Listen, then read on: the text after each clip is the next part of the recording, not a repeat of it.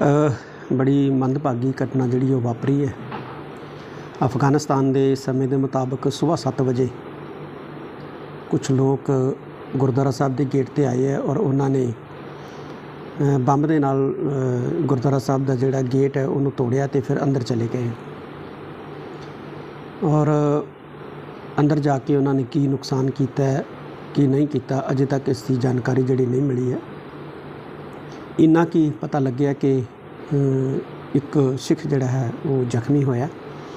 जिन्हों हस्पताल जिहड़ा है वो लिजाया गया तो हुण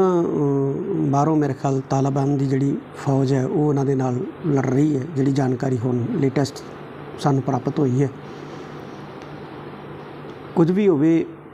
गुरुद्वारा साहब के उत्ते हमला करना मिनॉरिटी नूं निशाना बनाउणा ये विश्व दे विच बहुत ही मंदभागा वरतारा है। किसी भी कंट्री दे विच होवे चाहे भारत दे विच होवे पाकिस्तान दे विच होवे अफगानिस्तान दे विच होवे जां दुनिया के किसी होर मुल्क दे विच होवे कटगंतियां नूं निशाना बनाया जाना अपनी गंदी राजनीति लई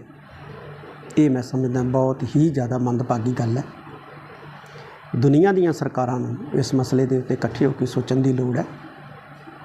राजनीति करो लेकिन राजनीति के नाम के उत्ते नस्ल के आधार के उत्ते जात के आधार के उत्ते घट गिनती के आधार के उत्ते किसी नूं निशाना बनाउणा किसी के धार्मिक स्थानों के उत्ते अटैक करने ये संसार नूं जिहड़ा है वो गलत दिशा दे विच लैके जाएगा। इस तो बचन की जरूरत है। वाहिगुरू अगे अरदास है कि अफगानिस्तान के सिख जिहड़े आ महफूज रहन महफूज होण तो मैं भारत सरकार नूं भी ये कहांगा कि जल्दी तो जल्दी उत्थों की सरकार नाल राबता कायम करके उत्थों के सिखां नूं जिहड़ा है उस सुरक्षित कड्ढण दे जिहड़े पुख्ता प्रबंध किए जाने चाहिए ने और बाहरलियां कंट्रियां दे विच रहिंदी सिखां नूं और सिख संस्थावां नूं भी मैं कहूँगा कि अपने अपने मुल्कां दी सरकारां दे नाल राबता कायम करके उन्हां सिखां नूं जिहड़ा है उत्थों आपां कड्ढण दा जिहड़ा यतन करिए तो इस तरह का यतन भी करिए कि साडे उत्थे गुरुद्वारा साहिबान जिहड़े ने वो मौजूद रहन निशान साडे जिहड़े ने क्योंकि इतिहासक गुरुद्वारे अफगानिस्तान के अंदर साडे अफगानिस्तान के अंदर इतिहासक गुरुद्वारा के निशान जिहड़े है वो भी कायम रहन। ये सारियां साडियां सिख संस्थावां नूं सोच के बैठ के विचार के आपो अपनी सरकारां दे राहीं इहदी पुख्ता हल कड्ढण की बहुत वड्डी ज़रूरत है।